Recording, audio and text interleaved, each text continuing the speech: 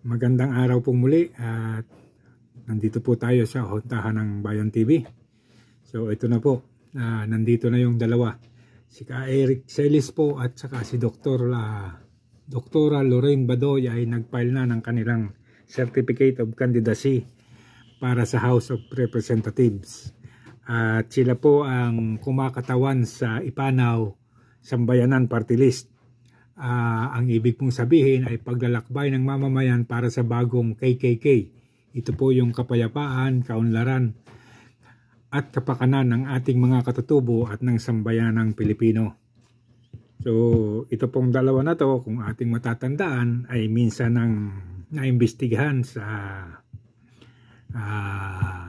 Kongreso kasi po doon sa kanilang programa sa SMNI ay nabanggit nitong si Ka Eric ang pagtatanong doon sa naging gastos ng Speaker of the House na si Martin Romualdez na umabot daw sa 1.8 billion. At dahil po sa issue na yan, nakontempt at nakulong itong dalawa. Pero hindi po talaga pinangalanan ni Ka Eric kung sino yung taong nagsabi sa kanya ng expenses ni Speaker Martin Romualdez sa kanyang mga paglalakbay. At nanindigan po sila na ang kanilang ginagawa ay para sa transparency at accountability ng mga opisyal ng gobyerno. So, nang dahil po dyan, nakulong itong dalawa. Anyway po, pakinggan muna natin sandali itong sinasabi ni Ka Eric tungkol dito sa kanilang party list. So, ito po si Ka Eric, pakinggan po natin siya sandali. Doy kay Atty. Marlon Busantog. Si Ka Eric po ito, mga kababayan, ito po ang totoong pwersa ng tunay na party list. Sapagkat ito po ang party list na hindi kontrolado ng kontraktor, hindi kontrolado ng sino mang malalaking bundat na mga politiko na may malalaking pondo. Ito po ang party list na tumatayo sa tatlo at mahalagang bagay. Number one. So yan po ang sinasabi ni Ka Eric, yung party list nila na Ipanaw ay walang sino mang kumukontrol, hindi kontrolado ng mga politiko kasi po karaniwan dun sa mga party list ngayon na naglilitawan at mga party list na sumasali sa eleksyon ay kontrolado yan ng mga politiko. So ito po ngayon si Ka Eric at si Dr. Lorraine Badoy ay independente at hindi daw po sila involved sa sino mang kontraktor ng Kongreso.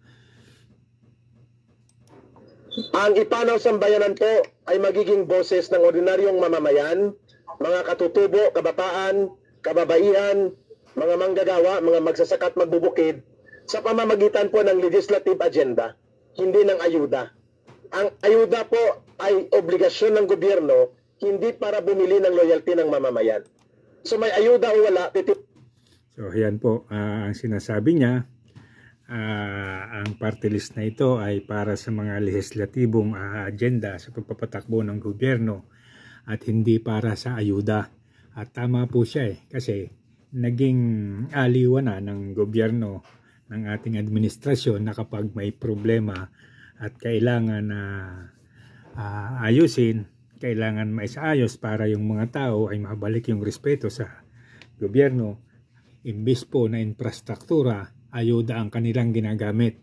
At meron pang mga pagkakataong matatawa ka dahil kung saan-saan sila nag-aayuda samantalang may mga areas na talagang nangangailangan ng maayudahan. So ituloy po natin si Ka Eric. Po ang Sambayanan at ang Ipanaw na nag-merge ngayon para ang boses sa pamamagitan ng batas. Kasi ang Kongreso ang papasukan namin nito ni Busantog, yung number 1 natin na nominee, ni Dr. Lorraine Badoy yung number 2 at ako sa number 3, batas po at mga oversight function sa pag-review ng programa ng gobyerno ang ating gagawin. So, una sa lahat, multisektoral, pero ang sentro at puso nito ay ang mahigit 20 milyon na katutubo na hanggang ngayon walang tunay na representasyon sa gobyerno at lalo na sa Kongreso. Ginagamit sila para sa pagmina ng mga ginto, tanso at mahalagang mineral, tagapagtaguyod ng bundok, ilog at kagubatan at mga kalikasan at patrimonya. Pero sila ang pinakamahihirap, milyon-milyon sa kanila. Kaya kami nagsama-sama. At ginamit po namin yan nung ako na sa NPA. Ang kanilang kahirapan, niluloko namin sila, ginagamit namin ang galit nila sa lipunan at pamahalaan upang i-recruit instead na maging bahagi sa paglalakbay ng pagbabago at magtiwala na kayang mabuo ang mabuting pamamahala, ay ginamit namin sila. So, ayan po, ipinapaliwanag ni Ka Eric na itong kanilang partido, itong Ipanaw, ay tatayo para sa partikular ay sa mga katutubo. Pero sakop din daw po nila ang mga kababaihan at kabataan at yung mga inaapi. Ngayon, ayon sa kanya, isesentro nila yung kanilang serbisyo doon sa nangyayaring kaapihan sa mga katutubo na talagang nagagamit ng gobyerno at nagagamit ng mga NPA para kumalaban sa gobyerno. Kung ano-anong mga pinagagawa nila, samantalang itong mga tao na to ay ginagawang tagamina at tagahanap ng kabuhayan para sa gobyerno, pero sila daw ang natiling pinakamahirap at sa tingin po natin ito ay totoo. Anak nila at ang kanilang lugar, pinugara namin.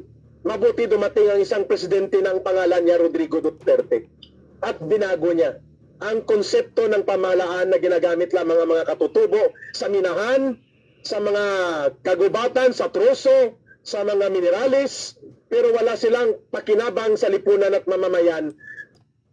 So ayan po, binabanggit ni Ka Eric ang naging partisipasyon o ang naging isang malaking bahagi ng dating Pangulong Rodrigo Duterte sa pagbabago ng sitwasyon ng mga katutubo. At ito po yung pagkakaroon nila ng boses at pagkakaroon ng tamang kalinga.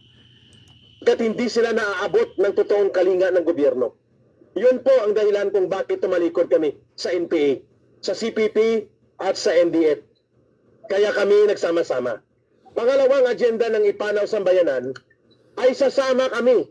Dito kami magkakaroon ng partnership sa Armed Forces of the Philippines, sa Philippine National Police para tapusin na ang iba't ibang pamamaraan ng pangguguyo, panluloko at pangwawasak ng CPP, NPA, NDF sa ating bayan. So nakalagay din po sa kanilang agenda ang pakikipagtulungan sa mga militar sa Armed Forces of the Philippines para tapusin na yung mga ginagawang illegal na aktibidades nitong mga makakaliwang grupo. At tingin ko talagang malaking tulong ito dahil kawawa na yung mga magulang na nawawalan ng mga anak na imbis na makapag-aral ay nakukuha ng mga NPA at nadadala sa bundok. At nalalaman na lang na patay na dahil nakipagbarilan sa mga militar. Bagamat 90% ng kanilang armadong teroristang grupo ng NPA wala na, ang kanilang mga operatiba at mga recruiter, financier, at ang kanilang mga tagapagtakip at tagapagtaguyod upang humaba ang buhay ng komunistang terorista ay nagtakbo pa ng 11 na senador at mayroon pang mga party list na naiwan. At ito po ang pinapababayaan ngayon ng gobyerno. Hindi na sila pinapansin. Pinupulong pa nagamit para sa mga maruruming laro ng politika upang wasakin ang totoong mga lider ng bayan, kagaya ng mga Duterte na namuno ng tama sa ating bayan. So hanggang dito na lamang po muna at huwag na po nating masyadong habaan. Ang isa po kasing maganda rito sa ginagawa ni Ka Eric at saka ni Dr. Lorraine Badoy at itong si Marlon Busantog, Attorney Marlon Busantog, ay itong paglaban sa terorismo at paglaban sa mga makakaliwang grupo. At maliwanag din po binanggit ni Ka Eric na mayroon daw 11 senador na imbes na tumulong sa gobyerno para sa puksain itong CPP, NDF at mga NPA ay mukhang katulong pa ng makakaliwang grupo at talaga pong makapansin-pansin na hindi naman ito pinapansin ng Administrasyong Marcos. Nakakonsentrate po kasi ang Marcos sa pagpapatalsik kay BP Sara at pagsira sa mga Duterte. So yan po yung isang napakalaking agenda ng mga Marcos na pinagbubuhusan nila ng buong panahon at oras. So hanggang dito na lamang pong muli, at muli po paki-like and subscribe, at atin pong ipanalangin na sana maging matagumpay itong plano ni Ka Eric at saka ni Dr. Lorraine Badoy at ng kanyang kasamang si Attorney Marlon Busantog. Maraming salamat.